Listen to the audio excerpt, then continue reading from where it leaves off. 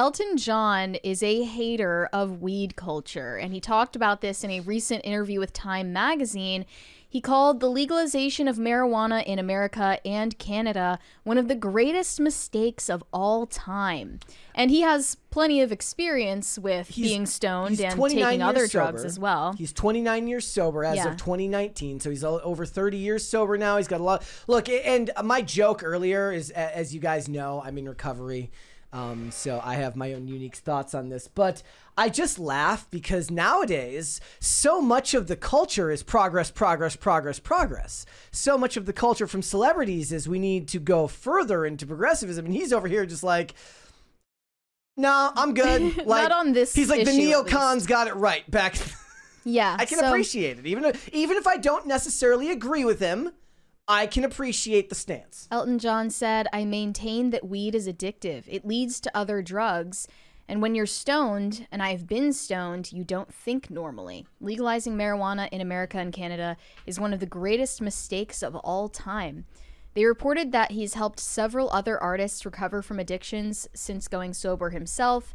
He served as Eminem's sponsor, and he sent British pop star Robbie Williams to his first trip to rehab. And Donatella Versace. I didn't know that.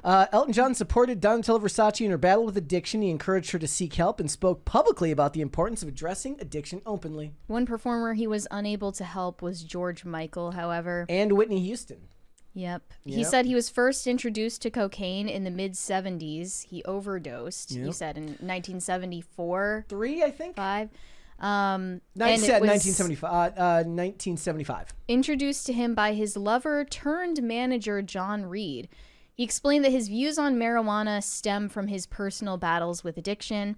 He said, you make terrible decisions on drugs. I wanted love so badly, I would take hostages. I'd see someone I liked and spend 3 or 4 months together, and then they would resent me because they had nothing in their life apart from me. It really upsets me thinking back on how many people I probably hurt. Well, I mean, I think that comes from a genuine place. One of the core tenets in recovery, especially if you've gotten clean and are doing well, is the ability to be introspective towards your behavior when you were using. And if he's done that, a good amount, then he probably has a lot of regrets towards his behavior in the past. And if he had been more, this happened to me, I'd be more weary. But he seems to be pretty open about the things that he had done on that, while using substances. But again, my take on this was more like, I don't actually necessarily agree. I'm not I'm not a stickler when it comes to substance use. I really do believe that despite the mistakes that I made, that they were my choices and I should have been free as an adult to make them. But I do laugh because he's been openly pro-LGBTQ advocacy for obviously a very long time. And progressivism tends to be like a clump of views that you have to take all or nothing in their industry. Like, you're not allowed to be like pro this and anti that, especially on the left. You have to take all the views and pretend like they're all good, right? And that they're all coherent. Exactly, together. Even if they're not. So I can appreciate the break from the norm. Well, I'm sure you two can guess how I feel about marijuana. How do you feel about it, Mary? But how about you guys? Do you feel that weed culture has gone too far? So you're talking about two different things there. So when you talk about marijuana, I don't think that I don't think people should be put in prison for using marijuana. I think weed culture is horrible. And it's horrible, not just, it has negative effects, but it's far more annoying to the rest of the world. Like the whole, man, I got to smoke weed all the time, where people make a lifestyle out of smoking weed. I used to smoke pot. I don't smoke pot anymore. And it was never a part of my personality.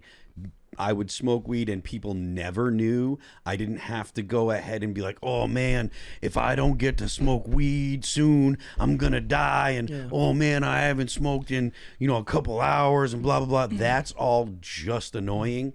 But I also don't think that people should be put in jail for possessing or using marijuana. Also, it seems to be objectively true these days that alcohol is far more dangerous. It is far more dangerous to the average person. And, You mean in terms of drunk driving? well, not just drunk driving, but for instance, alcohol addiction is one of the few besides benzodiazepines where you can actually die from withdrawal. Yeah. Like you can need it so bad that you can die, but because of the financial market cap on things like that, that's never going to be illegal. And we tried prohibition.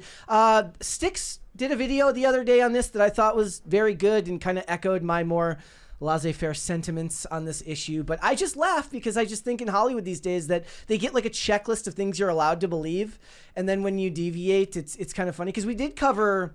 I don't know if it was an episode you were gone. Were you there in the day we covered when Elton John talked about talking about Rocket Man and Donald Trump and how he's like, I thought it was brilliant. And I was like, is he allowed to say that? He's old. He's allowed to do whatever he wants. He's allowed to do whatever he wants. But now he's blaming Trump for his musical failing. Yeah, they say that his new musical Tammy Faye opened and closed on Broadway in the span of less than a month, making it one of the biggest flops of the year.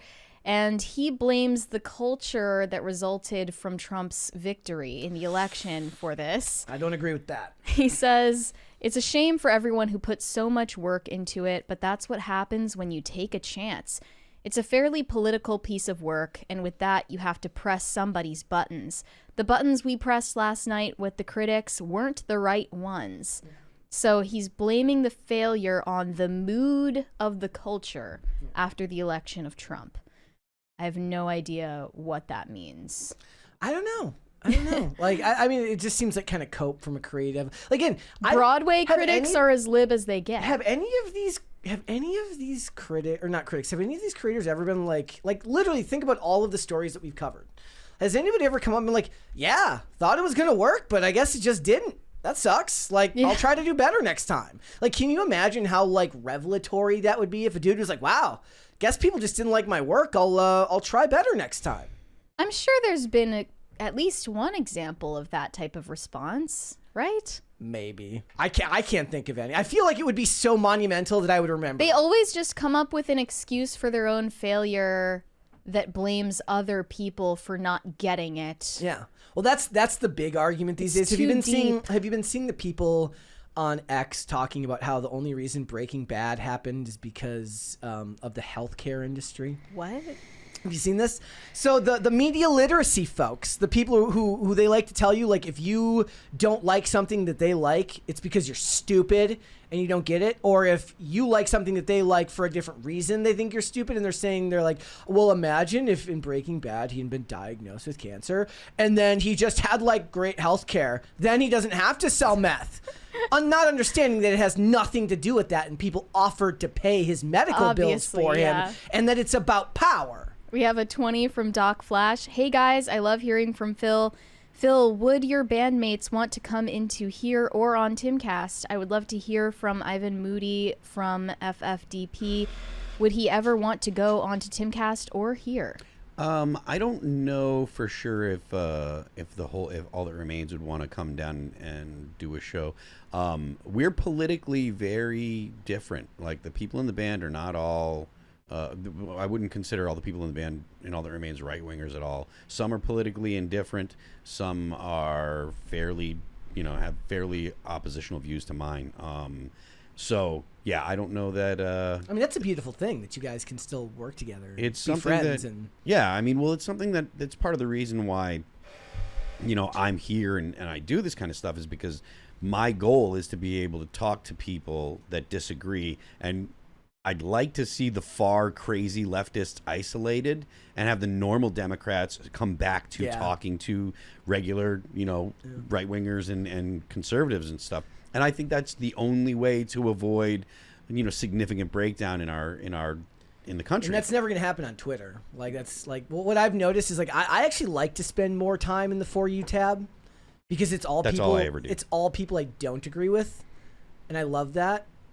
We have another 20 from Weary Traveler. There's been a cultural shift since the election, but people who enjoy Broadway plays weren't Trump fans to begin with. Yeah, that is true. Came up with a random excuse that made it seem like it wasn't his mistake, it was theirs.